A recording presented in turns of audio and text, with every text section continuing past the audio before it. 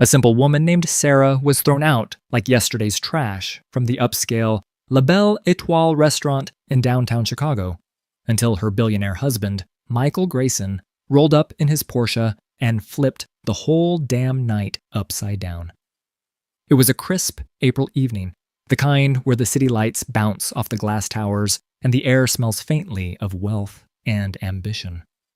La Belle Étoile sat perched on the top floor of a sleek skyscraper, all crystal chandeliers and white tablecloths, a place where the elite came to sip overpriced wine and flaunt their status. Sarah, though, didn't look the part.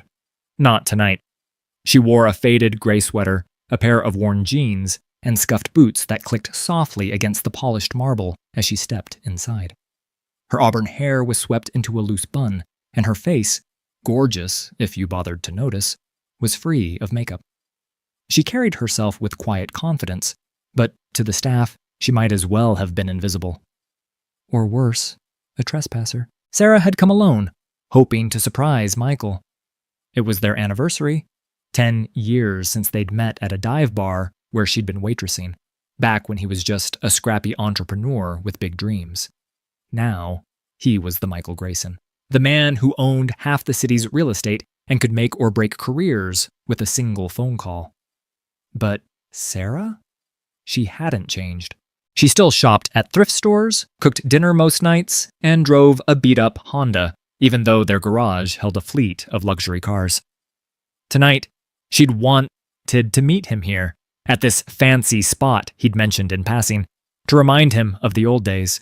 She'd even brought a small handwritten note tucked in her pocket.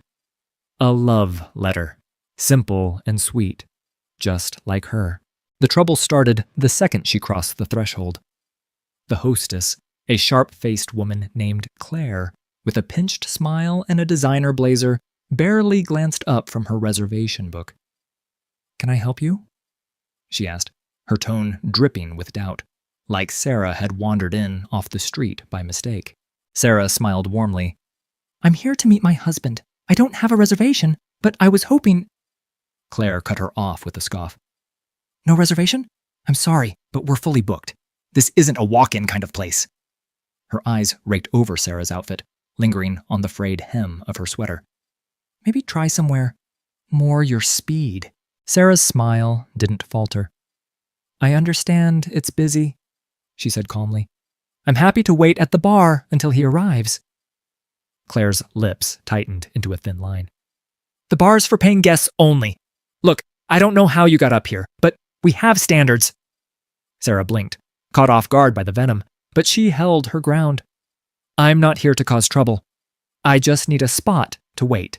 Before Claire could snap back, a waiter named Derek swooped in, his slicked-back hair and fake charm making him look like a used car salesman. "Hey, sweetheart," he said, loud enough for nearby diners to turn their heads. "This isn't a soup kitchen! You're holding up the line!" A few patrons snickered, their eyes darting between Sarah and the staff like they were watching a live comedy show. Sarah felt the heat creeping up her neck, but she refused to let it show. "I'm not asking for a handout," she said evenly. "I'll pay for a drink while I wait." Derek laughed, a sharp barking sound, and leaned closer, his breath reeking of mint gum. "Lady, you couldn't afford the ice in our drinks. Why don't you save us all the trouble and head out?" Claire nodded smugly, folding her arms. "Exactly. You're making our guests uncomfortable." Sarah glanced around. A couple at a nearby table, a man in a tailored suit and a woman dripping in diamonds, whispered to each other, smirking as they watched. Another diner, a middle-aged guy with a Rolex, muttered, "Some people have no shame," loud enough for her to hear. The humiliation stung, but Sarah straightened her spine. She wasn't weak. She'd faced worse than this in her life. Years of scraping by, judgmental stares, whispered insults.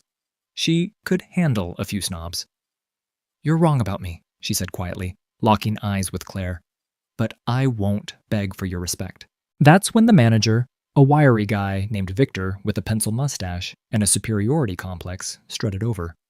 He'd clearly been eavesdropping, and now he saw his chance to play the hero. "What's the holdup?"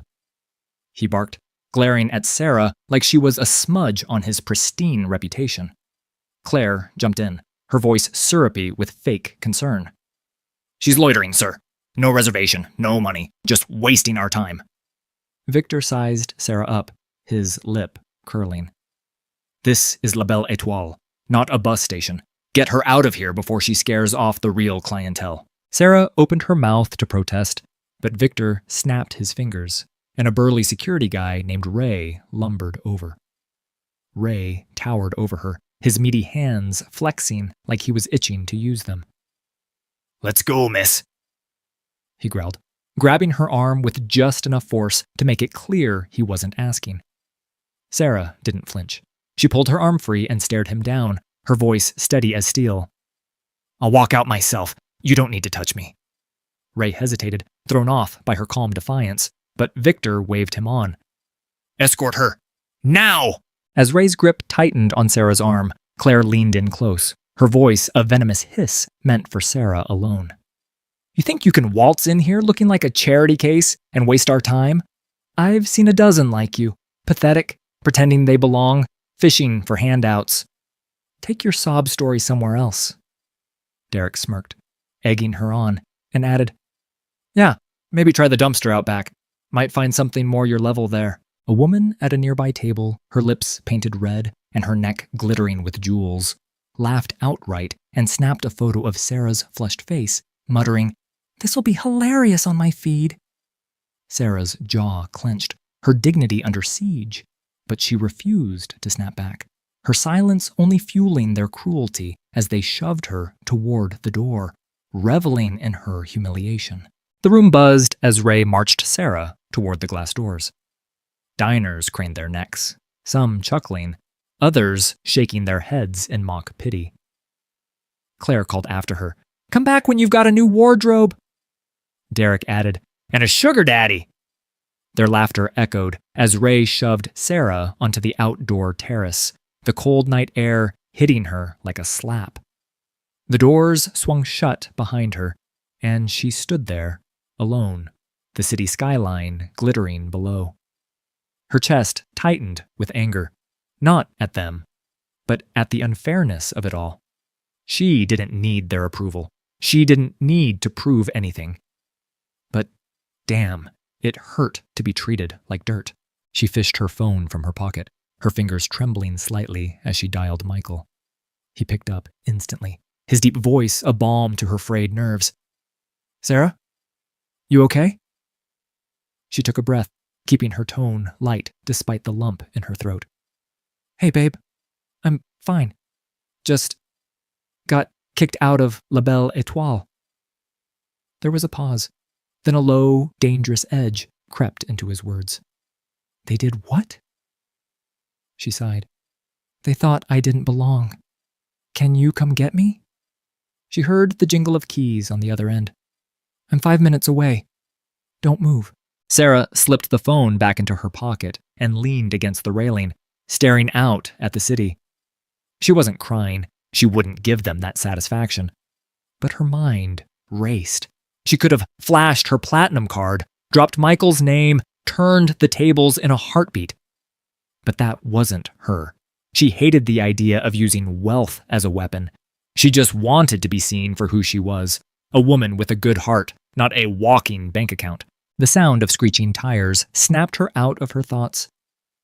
A black Porsche 911 Turbo roared up to the curb below, its engine purring like a beast, ready to pounce. Michael stepped out, all 6'3" of him, his charcoal suit hugging his broad frame. His dark eyes scanned the terrace until they locked on her, and in that moment, she felt safe again. He took the private elevator up, the one reserved for VIPs, and when the doors dinged open, every head on the terrace turned. Michael strode toward Sarah, ignoring the gasps from the smokers and loiterers who recognized him. He pulled her into his arms, his hands gentle but firm, and murmured, "You sure you're okay?" She nodded, resting her forehead against his chest. "Yeah, just mad." His jaw tightened, and he kissed the top of her head before turning toward the restaurant doors. "Let's fix this." They walked back inside, Michael's arm around her waist, and the atmosphere shifted like a storm rolling in. Claire's eyes widened, her fake smile freezing in place as she registered Michael's face. Derek, mid-flirt with a customer, nearly dropped his tray. Victor, who'd been schmoozing a table of suits, spun around and went pale. Michael didn't raise his voice. He didn't need to. His presence alone commanded the room. "Evening," he said, his tone deceptively casual. "Mind telling me why my wife was just thrown out of your establishment?" Claire stammered. Your wife?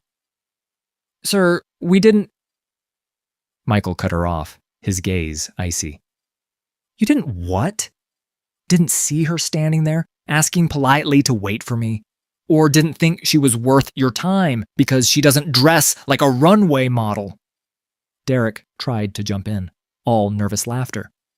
"It was a mix-up, man. We thought—" Michael's eyes flicked to him, and Derek shut up fast.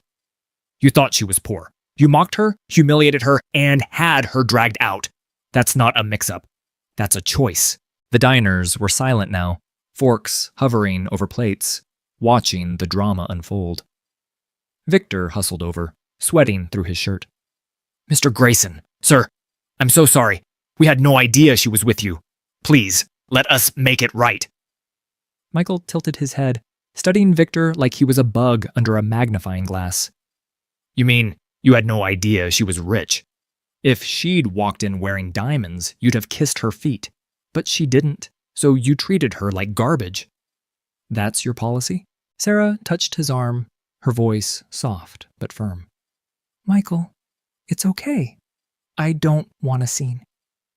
He looked at her, his expression softening for a split second, then hardening again as he faced Victor. "No, it's not okay. They don't get to disrespect you and walk away like nothing happened." Victor wrung his hands. "Please, sir, we'll comp your meal. Reserve the best table." Michael held up a hand. "I don't want your food. I want you to understand something. This woman," he nodded at Sarah, "is worth more than your entire staff combined. And I'm not talking about money." Just as Victor's stammered apology faded into the tense air, Michael leaned forward, his voice dropping to a chilling growl that silenced the room. "She's not just my wife," he said, his eyes blazing as they swept over the gawking diners. "She's the reason I'm standing here. 10 years ago, when I was a nobody with a failing dream, she pawned her mother's ring, the only thing she had left from her family, to keep us afloat. That's who you threw out like trash." Gasps erupted, forks clattering against plates as the crowd processed it. Sarah, in her faded sweater, wasn't just humble. She was a goddamn hero. Michael rose to his full height, towering and unyielding, pointing at Claire, Derek, and Ray. "You didn't just disrespect her, you spat on everything she built, and now you'll pay for it." That's when the twist hit. A man in a crisp suit stood up from a corner table, his face flushed with recognition. "Michael Grayson!" he called out, loud enough to draw every eye. "Holy hell, it is you." Murmurs rippled through the room as people connected the dots.